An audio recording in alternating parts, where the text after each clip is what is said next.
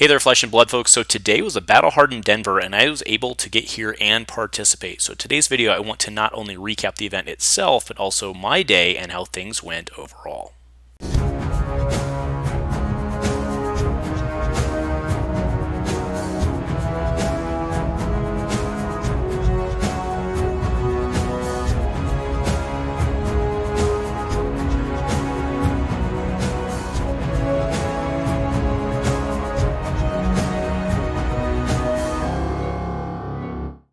A huge shout out to our channel members for supporting what we do here. If you want to get involved with the channel and the Dice Commando community, please consider joining as a channel member.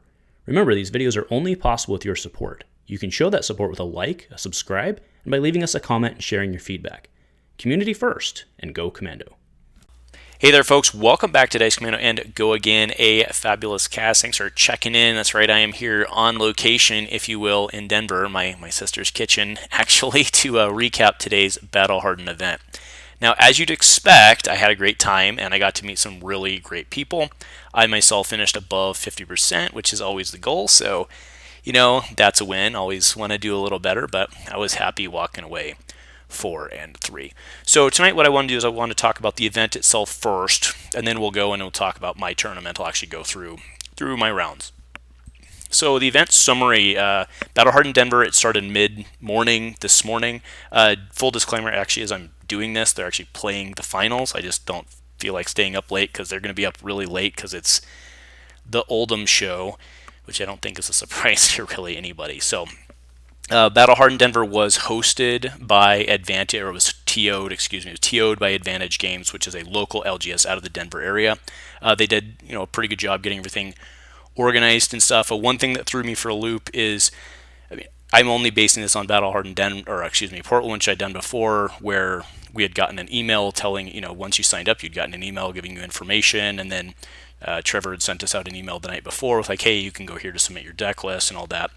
That obviously didn't happen in this case, which is fine, but it was, it added to a lot more chaos in the morning.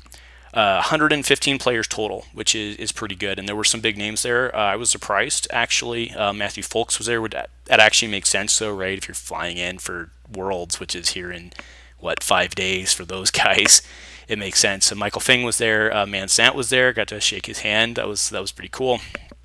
All right, so let's go ahead. I'll toss it up now, the event breakdown of the heroes. So like I said, 115 total. There was 18 Oldhims and 17 Icelanders. Again, surprising to no one. 13 Fais, 12 Jermais. When I walked in there, maybe it's just like the locals, the people that got there early. There was Jermai everywhere, and I was like, oh my god, this is going to be an interesting day. 10 dashes, I think, is a little more than I expected. And then, 8 Viserais. I was a little surprised on, again, the difference between 8 and 6 isn't huge, but I was a little surprised that Briar was down where she was. 6 Lexis, and then hashtag Azalea called. Fun fact, his name's Andrew as well. Shout out Andrew. And we were actually we were not supposed to. We sat down across from each other. We'll get into the repairs and stuff like that, the mini repairs. We'll get into that a little later, but we were supposed to play each other, and I was actually looking forward to that game and seeing what tech he had, because we were both 1-1. It was round 2. We were both 1-1. And I was like, my boy got a game, so nice. And then the top 8, like I said, the finals going on right now, so I don't have that info for you, but the top 8 was 3 Oldhims, 2 Dromais, a Kano, which that's pretty hot, right? I can't wait to see that list. A Fai, and then an Icelander, so only 1 Icelander. So the event itself was held at the Embassy Suites in Denver. It was actually really a pretty decent venue in terms of size. We'll talk about some of the distinct challenges here, which related to the the venue in a bit. But it was pretty nice. It was a nice hotel, right? So as you'd expect from such an event, it was great to meet so many of you guys and share beers with you guys, and cheers. So 6 out of the 7 opponents that I played sat down. We introduced ourselves, shook hands, and were just really a great pleasure to play with. And the chatter, whether before game, in game, just giving each other crud or talking through stuff. Great. It was a great crowd, right? Overall, it was a really great crowd. And it's the reason like this that people say, in my opinion, that Fab has a great community. So kudos and thank you to everyone who had a chance to meet and chat with. And yeah. So in terms of the event itself, it was an okay event. Honestly, it was good, and I did. Like I said, I really had a lot of fun. I did enjoy myself today. But I don't think it's fair to say it was a great event, right? And there were several things that not only could have gone better, but probably should have gone a little better. But again, like I said, it was a really good day. So I want to start with the positives. Now, the biggest highlight of the day, without question, was Joey from Decks and Drafts, who did an S-Ton or an S-Ton plus amount of work to make the streaming happen. I also suspect he had a fair amount to do behind the scenes with some of the other positives as well. But at the very least, Joey brings a huge positive attitude with basically everything he does. There's no way he wasn't tired and stressed out by like 8 a.m. today. But he still walks around just with a smile plastered on his face, being awesome to everybody. And you're a great person, and it's great to meet you. Can't wait to see you again, and maybe we can share a beer beyond just like the 2 minutes passing that we did in the hotel bar there. But so another big thing in terms of attitude of the event was the head judge. His name was Ben, and I thought he did a really fantastic job maintaining a professional atmosphere in what he did and in moving things along the best that he could, given I think some of the distinct challenges that he had in front of him. So, and ironically, I think this is not only, it is ironic, Brett. He was not wearing a yellow shirt, right? So he was the head judge was the only judge I saw not wearing a yellow shirt, and he was the one who obviously brought the professional nature. So anyway, that's interesting, but more on that later. Another interesting thing of note, and this is not a positive or a negative, but in Battle Hardened Portland, Trevor prized out the top 32, and we had not very many drops over the course of I think Battle Hardened was like 85 some people, and I think like 70 some finished, which is pretty good. And that was not the case here. So there was really no prizing that I'm aware of anyway. I finished 43rd, so it wouldn't have mattered to me anyway, right? But the difference was you could very much see the difference between the beginning of the day and the end of the day, round 7, in terms of how many people stuck around. And I think a lot of that, I suspect some of that had to do with, well, probably running into Oldhim all day, right? But I suspect some of that had to do with the fact there was just nothing to play for after you hit like X and 3, right? Because there was nothing there, so people just weren't sticking around. I'd have to say the place was probably half full by the end. I've got the picture up now, but you can see a very clear difference from the view. So again, that's not a big deal. I don't really care if you get 4 packs or whatever, like that's not what you're paying for. So to me, it doesn't matter. I don't think it's a big deal, but I do think it matters I do think it had a factor in terms of people staying around and keeping people there.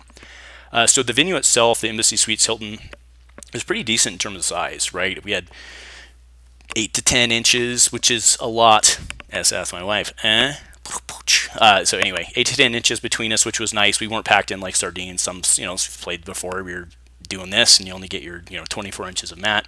So that was nice. There was room to grow in the room, so like when you were done, you could like go back. There was like 3-4 tables in the back that weren't being used, and obviously that got bigger as the day went on.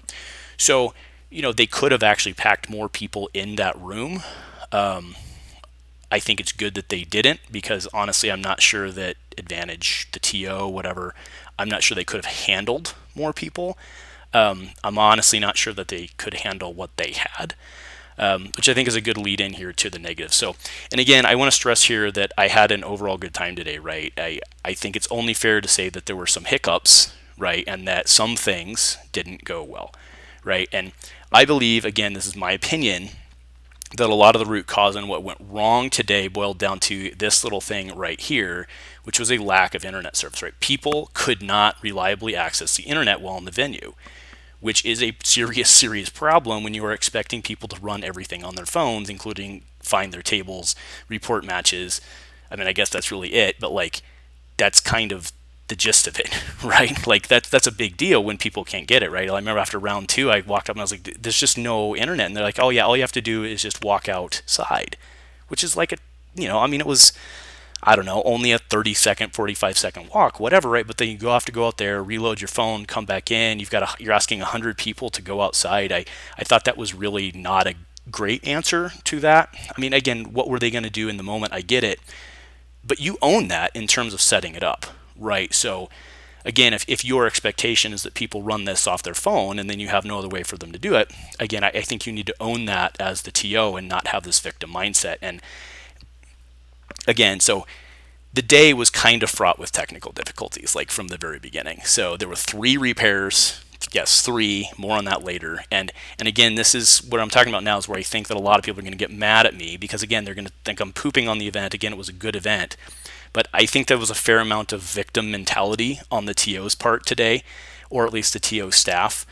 So let's talk about the repairs, right? So 2 of these were due to reporting issues, and by that, what we mean is like someone clicked the wrong button. But here's what happens. Both people have to report in Gem, right? You go, I won, I lost, right? With one version, and the other people, that person does that. And if it doesn't gel, they call you up and they resolve it. Well, what they were doing, so like in my case, my round 1, I couldn't get internet, so I walked outside and submitted it. It only took me like a minute and a half to get outside and submit it, and they had already accepted the result, which means that they were as a BKM, right, a best known method, their go-to, sorry, that's work speak, but their go-to was just to accept any one person reporting. Well, that's how you have bad reports come in. Somebody screws up and they report something wrong. You already accept it by the time the other person does. There's no chance to catch that. That is a TO issue, right? And that happened twice. The third one, Gem dropped somebody, and again, anybody who, again, I know I'm sounding very negative here, right? And that's not really the intent. It's just it's feedback, right? Gem is a program, for anybody who's used it. Gem doesn't drop people. You have to actually make clicks to make it drop. So again, there were internet issues, and that was a problem. But again, it's kind of like the victim mentality thing of it, right? Is like, well, was it our fault? It wasn't our fault that we had internet problems. Like, well, but it was your fault. You didn't put things in place to handle those internet issues, right? So anyway, and then the thing that leads me to that victim mentality statement is really this. So what I'm putting up right now, this is their printed out match sheet, right? So I think this was a major logistical fail on the day. Despite the internet not working for people, they still only printed 1 pairing sheet each round. And it was, like I said, the picture's up. This was in front of a TV, which I think they were supposed to originally use for that, which they couldn't get to work. But again, things happen, right? But again, if I compare this to Battle Hardened Portland, they were printing 4 and 5. Even though they had internet in there, they were printing 4 and 5 of these and taping them up on the wall around. They weren't just putting them on a table and expecting 40 to 50 people to stand in line to find out where their pairings were and then be upset that rounds were getting a start rate, right? So I think to me, that's just straight up laziness, right? They should have realized they had, like, maybe not round 1, round 2, but at some point you have to realize you have a problem and you have to take actions to try and improve the event, and they just weren't. So I'm sorry, you can be mad at me, but I think you failed there. Right, I do. Anyway, I'm sorry, guys. I really did have a good time today. I just thought that was not cool. And then another logistical fail. This was a big one to me. Was the water station. Right. So what I'm showing right now is a picture of the water station. This was not sufficient for the players they had in the venue. They had 115 people in there. That 2-gallon jug of water is not okay, especially when you need to realize realistically the nature of the event and that water jug is going to get bursted, right? People are going to go there when they're round in, so you're going to have 30 to 40 minutes of no use, and then it's going to get just nailed for like 15 minutes and then repeat, right? So it was basically constantly empty, which was a problem because there was really nowhere else to go. People were going in the sink and people going in the bathroom and trying to use the motion thing on the sink to fill their thing. So that was a problem. Later on, they did get another one out, but that was like round 6, and it was kind of like too late at that. So anyway, logistical issues. The last item I have is, and to be clear, one of the judges was very unprofessional. And to be clear, I had no issues with this individual myself. I had no bad interaction, so I have no skin in the game. No judge calls all day, actually, for me, but they just rubbed me the wrong way, right? So when we showed up, it was, 9:30, and they got on the, thing that said, oh, I need everybody to tell your friends who are on the way that anyone not in their seats by 9:45, we will drop them, and then just, walked away. And I thought that was a little odd because, anybody who's on the way is, they're going to get there when they get there, right? And if they're late for their pairing, fine, but, I don't really know why you had to start the day saying it that way. And then on top of it off, right, they just, anyway, I think it would be good for that individual. I believe this person worked for Advantage, and I think it would be good for that person to take some notes from the head judge on terms of how to act a little more professionally. So anyway, that's the pluses and the minuses of the event itself. So hopefully next time they do one, maybe some things can go different. So anyway, let's go ahead and go through my tournaments. So I don't know if you guys saw the post I put up, but here's how my weekend started. I showed up without my Crown of I was going to play Bravo. That was my plan. I showed up without my Crown of Providence. It was in my... So what happened was it was in my Kassai Blitz deck. So I was like, oh, I'll bring it in case there's any side events or anything like that. There were not, by the way. But I was like, oh, I'll just do that. And then I was like, I'm not going to just travel with more. Like when you travel, you could lose stuff. I'm not going to travel with it. So I put it away and my Crown was in there. I showed up and I was like, well, no. Luckily, the night before, I had put together a Fi deck. So I played Fi. So, and I think that was the right choice because it was a lot less stress on me for the day. So round 1, I played against Will Plum, really great guy. His son was there as well. His son was on Dorinthea, so good stuff. Will and I had a great time. He was on Dromai. We had a pretty good game overall. He did not drop dragons. Like, he had very few dragons. He was just Centipise and more Centipise and go against Centipise, and they just kept coming. I was like, oh, okay. But I had gone Kodachis in that, so I was running both Kodachis and Emberblade, and I went Kodachis in that, and I was really wishing I'd had Emberblade because I was not getting mass triggers, right? So that was a really good game. That one I did win. Second round was against Eugene. He is good luck, by the way, Eugene, in Worlds. He's from Hong Kong. He had flown in also and had a great time just chatting with him. He was on Oldhim. This one got really close. I had him down, and it ended 1 to -1. And the way it ended was he had 2 cards in hand, and I was like, I'm probably not going to pull this out if I don't go now with what I had in my hand and what I had left, because we were getting pretty close to, I think we had, I don't know, maybe 8-10 cards in deck, so it wasn't like the end, but we were getting close to end. And I was like, okay, it's time to go now. And I had 4 health left. And I was like, well, if he has the pummel, it's like if I block Whale and he has pummel, I'm dead anyway. So I only blocked 2. And he had a yellow pummel, so into -1, right? So again, I don't think it was a misplay. I think I kind of was like probably going to lose anyway, so I kind of just went for it. I think that was the right play, but he pulled off, and again, great game, and good luck at Worlds, Eugene. So it was 1-1 at that point. Sat down round 3 against Aaron Cooper. He was on Bravo. Shout out, man. So he had come down from Wyoming, middle Wyoming. A lot of Wyoming crew there. So a crew from Laramie and a crew from, did you say Casper? Oh, I hope that's true. I'm sorry, man. Anyway, we took a picture together. He was a really great guy. He was on Bravo. He just kept sticking me. He opened with a Crush the Weak, got my Shuko right out of the gate. And then he spinal. I mean, he played perfect textbook Bravo into Fi. And then at some point, I think he drew. I mean, that's all it takes sometimes, right? It's like you have to keep sticking it on Bravo. And yeah, he drew a bad hand, I think, where he couldn't get something. I'm sorry, man, I don't remember the exact TLs, but I was able to swing it. And then once that happened, I was able to roll him over. So that one ended 0-8. But man, you played great. I mean, just textbook. You did what I was hoping to do to Fi all weekend, except for that way it turned out. Round 4 was Tucker Campbell against Oldhim. This is a fantastic match. We both had 3 cards left in our deck. I can't sit here and tell you guys justice on how great this game was. This game was fantastic. It ended 4-1, but it was a fist bump on fatigue.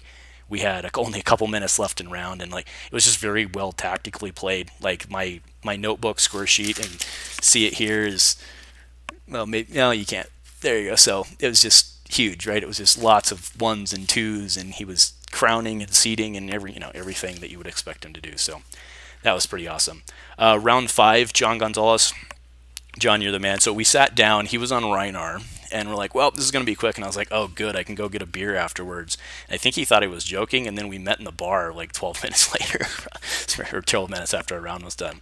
But this was a phenomenal open on his part, because I can guarantee you he's the only person that pulled this off at the tournament today, possibly ever. He's turn 0. He goes first. His turn 0, he scabbies, gets a 1, cracks his gloves, gets a 4, has 2 AP, swing big, I full block, swing big, nails me for 8. Double swing big, turn 0 with 2 AP. Awesome. And then from there it was all downhill. He missed on a blood rush, and that was it.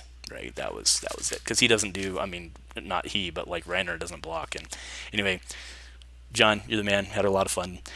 All right, next was round 6. I don't want to talk about this one too much because this game, it was a Briar, and I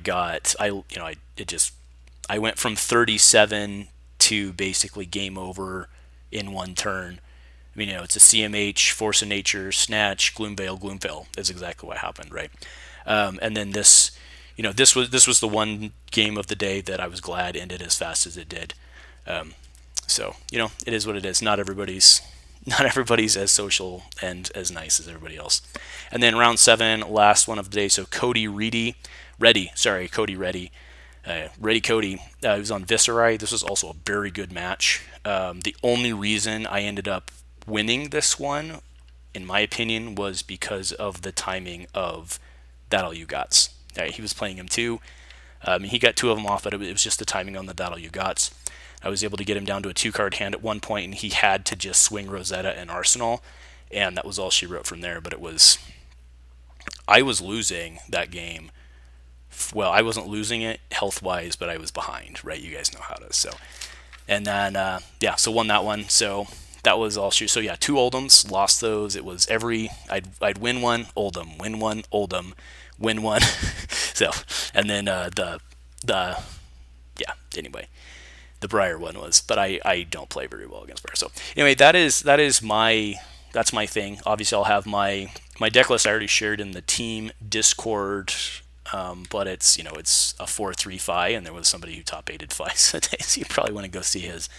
But I do play. Like I said, my list includes both Kodachis and Dimmerblade, so that I can switch depending on who I'm playing with. I know that leaves me a little less room, but it is what it is. So again, I had a great day. Looking forward to getting back home. Maybe I'll be back home by the time this video is up, but wanted to shoot this while it's still fresh on my mind. So anyway, thanks folks. Thanks for tuning in. If you were at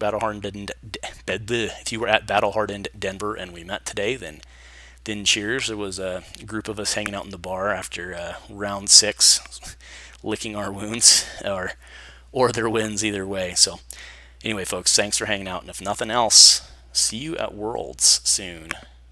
Go Commando.